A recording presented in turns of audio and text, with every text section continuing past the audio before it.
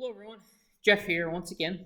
So I want to talk a little bit about in this video about the OT diagrams, particularly about like a line network, if you will. So we talked in like a previous video about like a Lay's potato chip factory, how it might start out where you have a slicing machine where it cuts up the potatoes and then it runs them down a conveyor system, dumps them in the fryer then runs them around. There's like a little circulation system in there.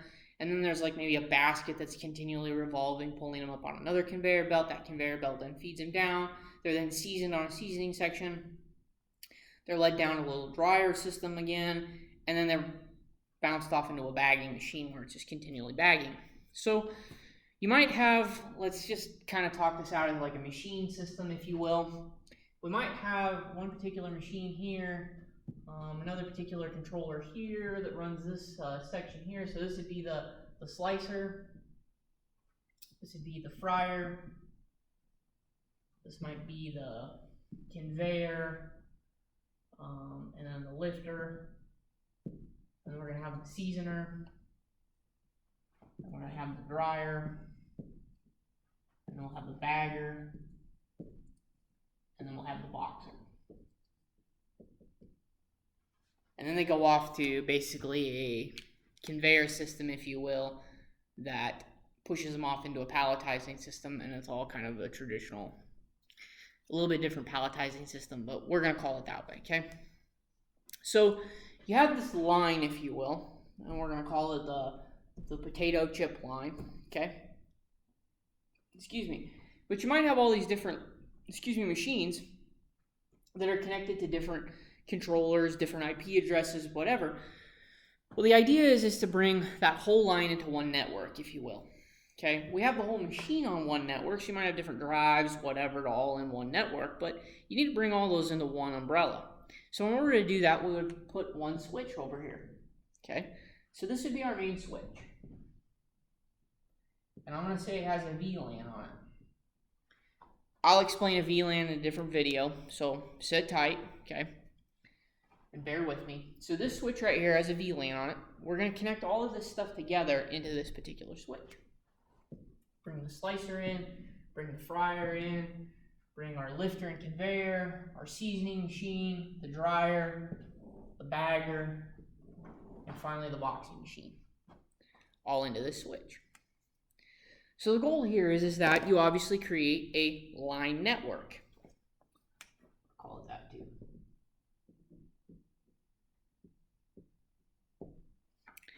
In reality, in the IT world, what this is called is a network segmentation onto the network. So what we realistically do is we create these little mini segments that are all connected into one main switch eventually that we call the OT network. That reality is our base diagram of a line. Now, it can get more complex. It can get less complex than this. The only way it gets less complex than this is if you only have a handful of machines. Otherwise, this is as simple as it gets right here.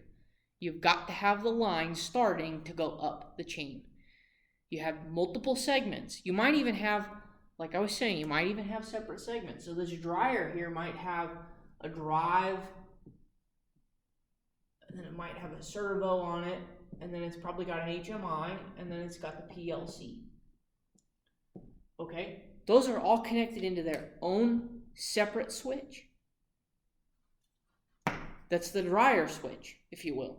So this is a segment within the OT network. That's how it's all going to work. That's how it's all going to be brought together. I've proposed many different types of segmentation of a network. Some of them get accepted, some of them get dropped. It just kind of depends on what your facility's needs are. I'll eventually give you kind of like a nice layered step up of what I consider to be the nice formulated OT network segmentation of having multiple lines onto the system. One, so that you don't overload the network, and two, so that you have enough switch material and enough control material that you're able to do that, so that you're able to have a process that's very speedy and very quick and effective.